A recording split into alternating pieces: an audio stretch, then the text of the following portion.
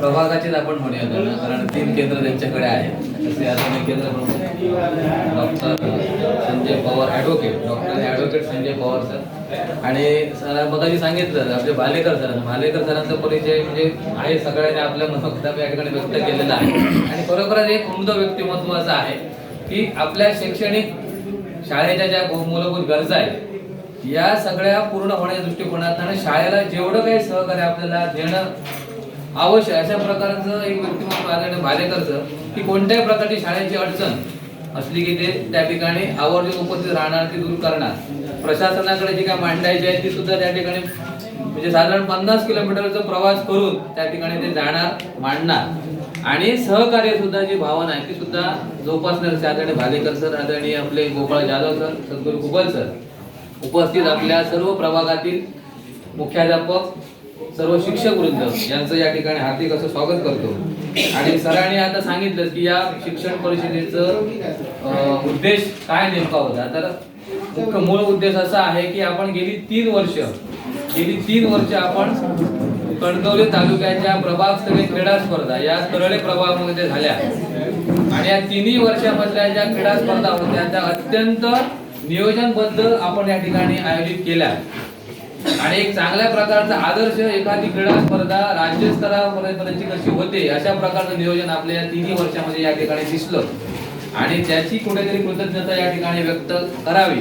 म्हणजे सरांची पण बरीच इच्छा होती की आपण एकत्र या ठिकाणी प्रभागाच्या निमित्तानं उपस्थित राहू आणि कृतज्ञता अधिक आपलं काही शैक्षणिक उपक्रम या संदर्भामध्ये चर्चा या ठिकाणी व्हावी, आणि म्हणून प्रभागाची एक परिषद या ठिकाणी लावावी असं ठरलं, आणि एक चांगलं नियोजन या ठिकाणी केलं. आणि त्या नियोजनाला आदरणीय आपले भालेकर सर यांनी या ठिकाणी साथ दिली, आणि आज आपण ही शिक्षण परिषद या ठिकाणी घेत आहोत. मागच्या 2 वर्षापूर्वी आपण करळे माध्यमिक विद्यालयामध्ये स्पर्धा घेतली, गेल्या वर्षी आपण कासारडे बंड मध्ये या ठिकाणी घेतली, आणि आता तर आपण नॅशनल इंग्लिश मिडियम स्कूल नडगिवे या प्रशालेमध्ये घेतली. आणि 3 वर्षांच्या स्पर्धा म्हणजे कौटुंबिक जसा आपल्याला उपक्रम होतो अशा प्रकारे प्रत्येक आपला प्रभागातला शिक्षक त्या ठिकाणी राबत होता. म्हणजे मुद्दा असा आहे की कोणतेही काम आपण जर मनापासून करायचं ठरवलं तर ते नक्कीच चांगलं त्या ठिकाणी होत असतं, कारण ही जी कामं आहे ती प्रशासकीय दृष्ट्या जर करायला गेलो तर ती अशा पद्धतीने होणं अजिबात शक्य नाही. मी कालच्या आपल्या मनोगतावर व्यक्त केलं होतं, आमच्या खिशामध्ये 1ही रुपया नसताना, म्हणजे मागच्या 3 वर्षापासून तसंच आहे की 1ही रुपया खिशा प्रशासनाचा आमचा नसताना सगळ्यात स्पर्धा अगदी उत्कृष्टपणे आपण पार पाडले जाते. ह्याचं संपूर्ण श्रेय आपले शिक्षक वृंद आणि त्या भागातील आपले सर्व सन्मान्य लोकप्रतिनिधी यांना त्या ठिकाणी जातं. आणि हे 3ही वेळेच्या नियोजनाची जबाबदारी आपले केंद्र प्रमुख आदरणीय संजय पवार सर यांनी स्वीकारलेली होती. म्हणजे आम्ही ज्यावेळी चर्चा करतो, एखादं ठिकाण ठरवून नियोजन करतो, त्यावेळेला एखाद्याने ती जबाबदारी घेतल्याच्या नंतर वरिष्ठ प्रशासनाला त्या संदर्भामध्ये अन्य बाबी बघण्याची गरज उरत नाही, अशा प्रकारचं काम आदरणीय संजय पवार यांनी केलेलं आहे.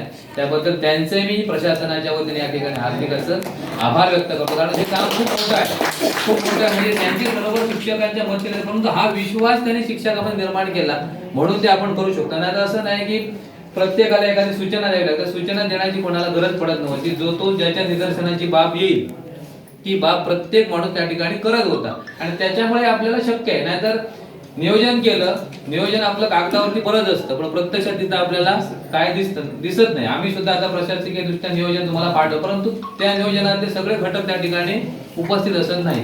याच्या अगोदर आपण काय करायचं, वेगवेगळ्या कामासाठी तालुक्यातली माणसं त्या ठिकाणी नेमवली जायची की ह्या माणसांची काम करायचं, त्या माणसांची काम करायचं, त्याच्यातली अर्धी माणसं उपस्थित नसायची.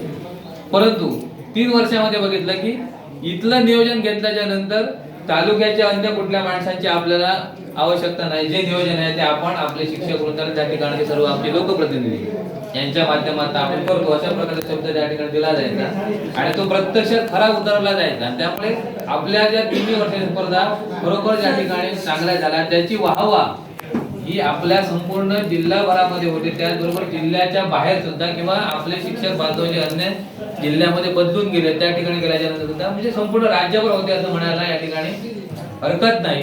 आणि चांगल्या प्रकारचं नियोजन आपण या ठिकाणी केलं, आणि त्याची कृतज्ञता म्हणून आजचं हे नियोजन या ठिकाणी आहे. परंतु हे करत असताना फक्त हेच करूया का, तर ते नाही, कारण हे सुद्धा जो माणूस काम करतो त्याला सुद्धा असंच करणं हे न पटणार आहे. आणि यासाठी आपल्याला जे काही आपल्याला शिक्षण परिषद आहे त्याच्यातले शैक्षणिक जे काही उपक्रम आहेत, मुद्दे आहेत, विषय आहेत, ते सुद्धा आपल्याला या निमित्तानं जाणून घेणं आणि सर्वांच्या समवेत आपण एखादी चर्चा केल्यानंतर त्याच्यातले काही चांगल्या बाबी ज्या आपल्याला येतात त्याच्यामुळे आपलं काम सुद्धा अधिक चांगल्या पद्धतीने होतं. अशा प्रकारचं हे परिषदेचा मूळ उद्देश असतो. म्हणजे परिषदेमध्ये आपण येऊन वेगवेगळ्या शैक्षणिक उपक्रमांसंदर्भातली चर्चा केली तर काही बरेचसे विषय आपले त्या ठिकाणी सुटले जातात, दूर केले जातात आणि त्यामुळे आपण ही परिषदेचं या ठिकाणी आयोजन केलेलं आहे.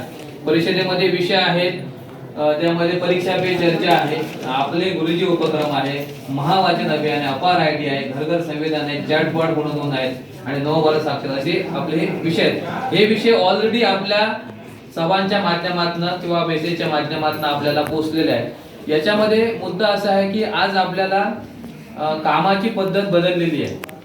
कामाची पद्धत बदललेली आहे म्हणजे काय, तर आढावा ज्यावेळी एखाद्या वरिष्ठ सभेमध्ये होतो त्यावेळेला पूर्वीचा आढावा आणि आताच्या आढाव्यामध्ये फरक झालेला आहे. पूर्वी काय व्हायचं, एखादा तुम्हाला विषय दिल्यानंतर त्या विषयाची पूर्तता काय आहे ही माणूस तोंडी सांगायचा किंवा लेखी कागदावरती लिहून तो अहवाल दिला जायचा. त्याची पडताळणी लगेच होऊ शकत नव्हती, होत नव्हती. त्यामुळे एखादा आढावा देत असताना मला जी काही टेंटेटिव्ह माहिती आहे, म्हणजे आपण अधिकारी म्हणून त्या ठिकाणी जात असतो, आम्ही जेव्हा वरिष्ठ ऑफिसला जातो त्यावेळेला किंवा आपण कोल्हापूर विभागामध्ये जातो किंवा अन्य ठिकाणी जातो, अशा वेळेला सभा घेत असताना जर आढावा आम्हाला विचारला जायचा त्यावेळेला आमच्याकडे असलेल्या माहितीमध्ये जी आडेखडेवर आम्ही दिली म्हणजे तिथली सभा संपन्न झाली, सभा पूर्ण झाली. पण आज असं झालेलं आहे म्हणजे आपण असं करायचो, एखादा समोरचा माणूस एखादा आपला आढावा देत असताना सुद्धा आम्हाला आमच्याकडची आकडेवारी आम्ही तयार करून ती सादर करू शकत होतो. पण आज अशी परिस्थिती आहे की आज आढावा घेणाऱ्या माणसाच्या हातामध्ये कागद असतो. जो आढावा घेणारा वरिष्ठ आहे त्याच्या हातामध्येच तो सगळं रेकॉर्ड असतं. तुम्ही थापा मारू शकत नाही. आज अशी परिस्थिती आहे की थापा मारणं शक्य नाही. म्हणून जे आढावे आम्हाला तुम्हाला सतत पाठवावे लागतात किंवा सतत तुमच्याकडून फॉलोअप घ्यावं लागतं, याची कारण अशी आहे थापा मारणं आता शक्य नाही आणि त्यामुळे आपल्याला सुद्धा आपल्या कामाच्या पद्धतीमध्ये बदल करणं गरजेचं आहे. ती मानसिकता आपल्याला आज ठेवावी लागणार. म्हणजेच काय, जसं म्हणतात म्हणायचे बाप दाखवण्याचं श्राद्ध घाल. म्हणजे आपण समजा म्हटलं की माझ्या तालुक्याचं काम एवढं आहे, तिथं लगेच उत्तर येणार तुमची आकडेवारी 11:55 एवढी आहे. म्हणजे समजा 12ला सभा आमची सुरू झाली असेल तर त्यांनी 11:55 रिपोर्ट काढलेला असतो त्या प्रत्येक विषयाचा, ते घेऊन बसलेले असतात.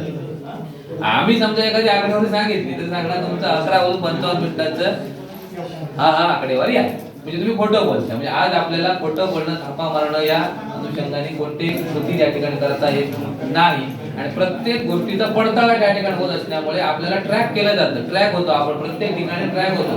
शाळेने म्हटलं आम्ही माहिती भरली, आज बघा आता माझ्या समोर आहे संच मान्यता रिपोर्ट मध्ये आमच्या 10 शाळा अजूनही फायनलाइज दिसत नाही, 9 शाळा सेव्ह बाय स्कूल दिसतात. हा रिपोर्ट आता गेल्या 8 दिवसापासून येतो.